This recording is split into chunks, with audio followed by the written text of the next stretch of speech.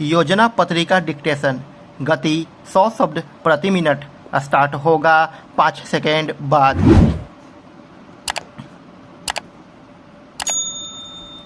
Start.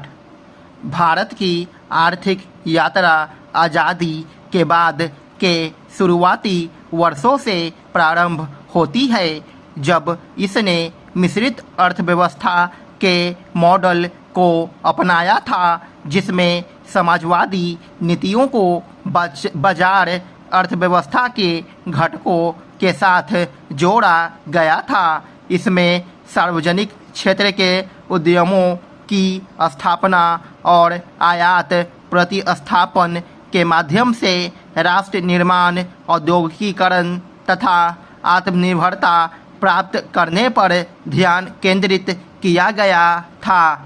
इन नीतियों ने हालांकि औद्योगिक विकास की नींव रखी, लेकिन इनमें नौकरशाही की अक्षमताएं, सीमित प्रतिस्पर्धा और अवरुद्ध नवाचार जैसे अनपेक्षित परिणाम भी सामने आए। 1990 का दशक भारत की अर्थव्यवस्था के लिए एक महत्वपूर्ण मोड़ था। कुछ लोग सोचते हैं कि इसकी शुरुआत 80 के दशक में हुई।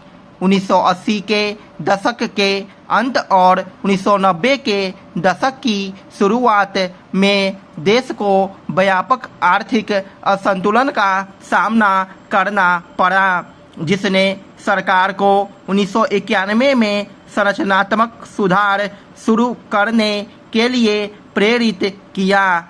केंद्र और राज्य सरकारों के बड़े संयुक्त घाटे, बढ़ती मुद्रास्फीति का दबाव और चालू खाता घाटे ने भुगतान संतुलन संकट की स्थिति पैदा कर दी थी।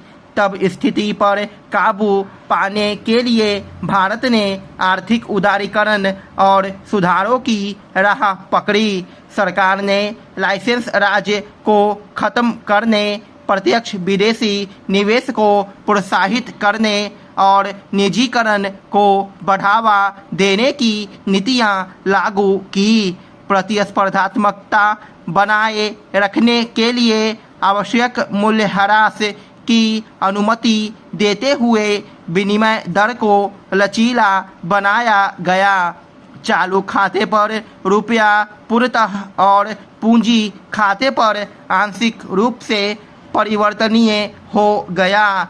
बाजार उन्मुख अर्थव्यवस्था की ओर इस बदलाव ने विकास के रास्ते खोले, उद्यमशीलता को बढ़ावा दिया और वैश्विक निवेश को आकर्षित किया। वास्तविक विकास दर वर्ष 1993 और 2000 के बीच 1980 के दशक की औसतन 5.5% से बढ़कर 6.3% हो गई। विदेश व्यापार में उल्लेखनीय वृद्धि और वस्तुओं तथा सेवाओं का व्यापार से जीडीपी अनुपात 1990 के 17.2% से बढ़कर 2000 में 30.6% हो गया। नई सहस्राब्दी में रुक कर हुई प्रगति के बावजूद इन सुधारों को जारी रखा गया। 2000 के दशक की शुरुआत में प्रत्यक्ष विदेशी निवेश को और अधिक उदार बनाया गया। 1999 की नई दूरसंचार नीति ने भारत में आईटी क्षेत्र में तेजी ला दी, जिससे अन्य क्षेत्रों को भी बड़ा लाभ हुआ। इस अवधि के दौरान इन पहलों के कार्यान्वयन के लिए एक समर्पित मंत्रालय की स्थापना के साथ विनिवेश और निजीकरण को नीति ने गति पकड़ी।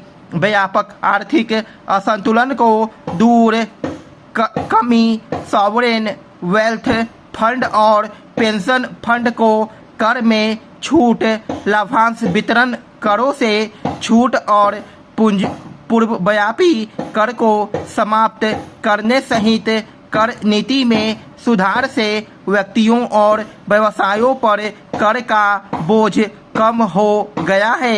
जीएसटी के कार्यान्वयन ने कर आधार को व्यापक बनाया है, अनुपालन आवश्यकताओं को कम किया है, राज्य के बाहर माल के मुक्त प्रवाह की सुविधा प्रदान की है और अर्थव्यवस्था को औपचारिक बनाने में योगदान दिया है। जीएसटी व्यवस्था ने पहले की तुलना में कर संग्रह को बेहतर किया है। जीएसटी का औसत मासिक सकल संग्रह वित्त वर्ष 2018 के 0.9 लाख करोड़ रुपए से बढ़कर वित्त वर्ष 2023 में 1.5 लाख करोड़ रुपए और वित्त वर्ष 2024 की पहली तिमाही में 1.7 लाख करोड़ रुपए हो गया है।